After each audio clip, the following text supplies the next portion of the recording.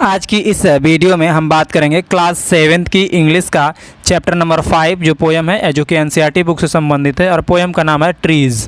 ठीक है, class 7th की English chapter number 5 NCERT book से संबंधित जो कि ट्रीज़ है, ट्रीज़ पोएम है, उस पोएम को हम देखने वाले हैं। आइए हम पोएम को स्टार्ट करते हैं बिना देर किए हुए।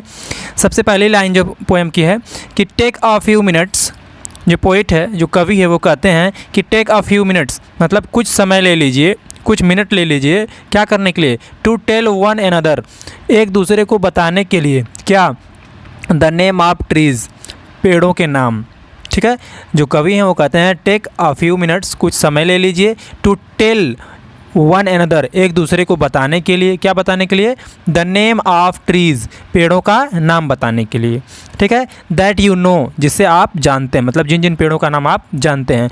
आर हैव हियर्ड ऑफ, या जिसके बारे में आपने कभी सुना है। ठीक है, कह रहे मेंशन द थिंग्स, और कह रहा है कि उन चीज़ों को भी मेंशन उसमें करिए, उसमें ऐड करिए जो चीज़ें ट्रीज़ गिव अस, जो पेड़ हमें देते हैं। ठीक है, देन तब उसके बाद क्या करिए? रीड दिस पोएम, तब उसके बाद ये पोएम पढ़िए अबाउट ट्री, ट्री के बारे में जो पोएम दी गई है। ठीक है, बात समझ में आ गई? फिर एक बार देखिए, बहुत ही आसान भाषा में समझाने का प्रयास कर रहा हूँ। अगर वीडियो अच्छी लगे तो अपने दोस्तों तक शेयर जरूर करना। ठीक है, देखिए पहली लाइन में जो पोइट हैं यानी जो कवि हैं वो कहते हैं कि टेक अ फ्यू मिनट्स, कुछ समय, कुछ मिनट ले लीजिए। क्या करने के लिए? टू टेल वन एनदर, एक दूसरे को बताने के लिए। क्या बताने के लिए? द नेम ऑफ ट्रीज़, पेड़ों का नाम बताने के लिए। दैट यू नो, जिन पेड़ों का नाम आप जानते हैं। आर या हैव हियर्ड ऑफ, या जिन पेड़ों के बारे में आपने सुना है। मेंशन द थिंग्स, और उन चीज़ों को भी मेंशन करिए, उन वस्तुओं को भी मेंशन करिए। ठीक है, किन चीज़ों को करना है? ट्रीज़ गिव अस, जो चीज़ें पेड़ हमें देते हैं। देन उसके बाद क्या करना है? रीड दिस पोएम, और इस पोएम को उसके बाद आप पढ़िए अबाउट ट्रीज़, ट्रीज़ के बारे में जो पोएम जो दी गई है। ठीक है, आइए हम इस पोएम को स्टार्ट करते हैं। पोएम की फर्स्ट लाइन है, पोइट बताते हैं फर्स्ट लाइन में कि ट्रीज़ आर फॉर बर्ड्स, बोलते हैं पहली लाइन में ट्रीज़ आर फॉर बर्ड्स, जो पेड़ होते हैं वह चिड़ियों के लिए होते हैं। ठीक है, ट्रीज़ आर फॉर बर्ड्स, जो पेड़ होते हैं वह चिड़ियों के लिए होते हैं। ट्रीज़ आर फॉर चिल्ड्रेन, और जो पेड़ होते हैं वह बच्चों के लिए होते हैं। फिर कह रहे हैं तीसरी लाइन में कि ट्रीज़ आर टू मेक, जो ट्रीज़ होते हैं, जो पेड़ होते हैं वह बनाने के लिए होते हैं। क्या बनाने के लिए? ट्री हाउसेज इन, मतलब पेड़ों के घर बनाने के लिए होते हैं। मतलब जो पेड़ होते हैं वह पेड़ों के घर बनाने के लिए होते हैं। ठीक है, जैसे कि आप चिड़िया का घोंसला जान सकते हैं। ठीक है, चिड़िया का जो घोंसला होता है उसमें जो चिड़िया बनाती है तो भी लकड़ियों का बना होता है। ट्री मतलब पेड़ जो होता है, पेड़ को लकड़ी से तात्पर्य लिया गया। ठीक है, कि जो ट्रीज़ आर टू मेक, मतलब जो ट्रीज़ होते हैं, जो पेड़ होते हैं वो बनाने के लिए होते हैं। क्या?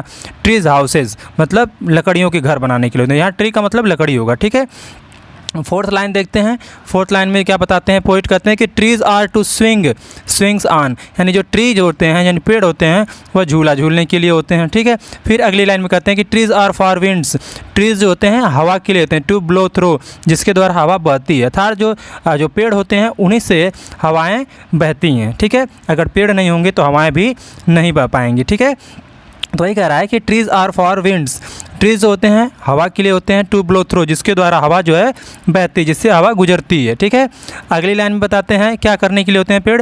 Trees are to hide behind the hide and seek, और जो पेड़ होते हैं पेड़ों के पीछे लुका छिपी खेलने के लिए होते हैं। हाइड एंड सीक मतलब होता है लुका छिपी खेलना। ठीक है, तो trees are to hide behind in hide and seek, यानी जो पेड़ होते हैं वह पेड़ों के पीछे लुका छिपी खेलने के लिए होते हैं।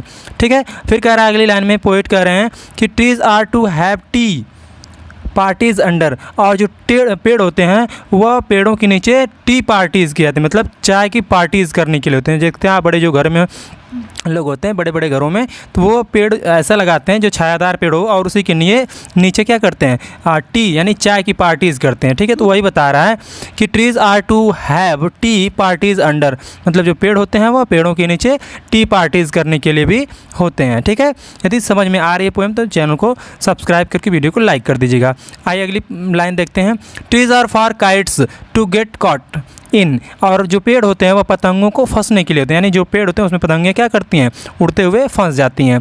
Trees are to make cool shade in summer, और जो पेड़ होते हैं वो क्या करते हैं, trees are to make cool, cool मतलब ठंडा, ठीक है। शेड इन समर, यानी जब समर यानी गर्मी का जब समय होता है तो उस समय हमें क्या करते हैं, ठंडी छाया प्रदान करते हैं। कूल शेड यानी ठंडी छाया प्रदान करने के लिए होते हैं, अर्थात शीतलता वाली हवा प्रदान करने के लिए होते हैं। ये भी आप बता सकते हैं, आसान भाषा में ये बता दीजिए कि trees are to make cool shades in summer, यानी जो पेड़ होते हैं वह गर्मियों के समय में कूल शेड मतलब ठंडी छाया प्रदान करते हैं, ठीक है, सिंपल बता दीजिए। Trees are to make no shade in winter, और जो कुछ ऐसे पेड़ होते हैं जो विंटर में यानी जाड़ा के समय में अर्थात ठंडी के समय में आपको छाया नहीं देते हैं। जैसे कि आप मान सकते हैं कोई जैसे बड़े बड़े जो पेड़ होते हैं, जैसे तरकुल का पेड़ हुआ जो बड़ा होता है, तरकुल का जो पेड़ बड़े बड़े होते हैं, ठीक है, जिसे ताड़ वृक्ष कहते हैं, और उसकी छाया तो नहीं होती है लेकिन वो फल देते हैं, ठीक है। तो बहुत से ऐसे वृक्ष हैं जो हमें छाया तो नहीं देते लेकिन कुछ फल देते हैं, ठीक, उनकी बात यहाँ पर की जा रही है कि trees are to make no shade in winter, मतलब कुछ ऐसे ट्री होते हैं जो पेड़ होते हैं जो कि ठंडियों में क्या करते हैं, हमें छाया प्रदान नहीं करते हैं। फिर अगली लाइन में पॉइंट करते हैं कि trees are for apples to grow on, ठीक है। और जो कहते हैं अगली पंक्ति में कि ट्रीज़ आर फॉर एप्पल्स, पेड़ जो होते हैं एप्पल्स के लिए होते हैं, जिसपे जो एप्पल्स बढ़ते हैं, एंड पियर्स, और पियर्स के लिए होते हैं, ठीक है। फिर कहते हैं trees are to chop down and call timber, और जो पेड़ होते हैं वह काटने के लिए होते हैं, यानी जब सूख जाते हैं तो उसे हम काट के गिरा देते हैं। तो ये कह रहा है कि जब पेड़ सूख जाते हैं तो काट कर हम लोग क्या करते हैं, गिरा देते हैं, अर्थात पेड़ जो है काटने के लिए भी होते हैं और टिम्बरर करने के लिए होते हैं, ठीक है। यहाँ काटने का मतलब हरा नहीं काटना है आपको, ठीक है। जब पेड़ सूख जाए तो काट करके आप उसे काम में ले सकते हैं, ठीक है।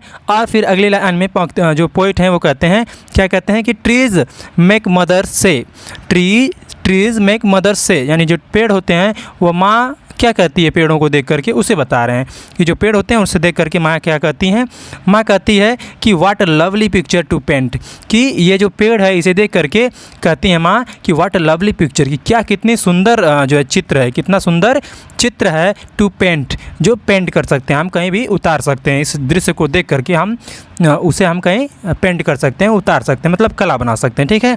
फिर अगले लाइन में कह रहे हैं पोइट कि ट्रीज़ मेक फादर से, ट्रीज़ को देख करके जो फादर यानी जो पिताजी हैं वो क्या कहते हैं कि what a lot of leaves to rag this fall, rag this fall मतलब होता है दिस फॉल मतलब इस पतझड़, फॉल मतलब होता है पतझड़, ठीक है। फॉल में से गिरना भी होता है लेकिन फॉल में से होगा यहाँ पर पतझड़ से तात्पर्य, ठीक है। तो जो लास्ट में पिताजी कहते हैं कि what a lot of leaves, मतलब कि कितनी ज़्यादा पत्तियाँ हैं, लीव्स हैं, क्या करने के लिए, टू रैक इकट्ठा करने के लिए, दिस फॉल इस पतझड़, मतलब यानी कि जब पतझड़ हो जाती है तो पेड़ों की पत्तियां सभी क्या करती हैं, नीचे गिर जाती हैं। तो ये पिताजी कहते हैं कि कितनी ज़्यादा पत्तियां हैं इस पतझड़ के समय में हमें इकट्ठा करने के लिए, ठीक है, बटोरने के लिए। तो यदि वीडियो अच्छी लगी हो तो इसे शेयर जरूर करिएगा और अपने दोस्तों तक शेयर करके और चैनल को भी सब्सक्राइब कर लीजिएगा। आपसे मिलते हैं अगली वीडियो में, तब तक के लिए जय हिंद।